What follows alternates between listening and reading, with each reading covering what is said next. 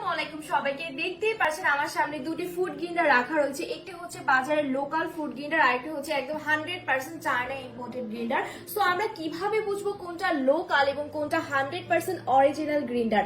লোকালটা কিন্তু সাইজে অনেকটাই ছোট, মাত্র 8 ইঞ্চি, আর অরিজিনালটা কিন্তু 10 ইঞ্চি। সো বুঝতেই পারছেন লোকালটা কিন্তু সাইজে অনেকটা ছোট। এছাড়াও কিন্তু মশলাগুলো ব্লেন্ডিং হবে না এবং সামান্য একটু পানি পড়লে কিন্তু মোটর জ্বলে যাবে। সো কেন আমরা বাজারের লোকাল প্রোডাক্ট কিনবো? আমরা হচ্ছে এই 100% অরিজিনাল ফুড গ্রাইন্ডারটাই কিন্তু কিনতে পারি, কারণ এটাতে কিন্তু চায়না মার্ক করে দেওয়া আছে। এছাড়াও কিন্তু ফিনিশিংটা অনেকটা গ্লেসিং। এছাড়াও কিন্তু খুব অল্প সময়ের মধ্যে আপনারা গরম মশলা থেকে শুরু করে যে কোনো মশলা খুব সুন্দরভাবে ব্লেন্ডিং করতে পারবেন।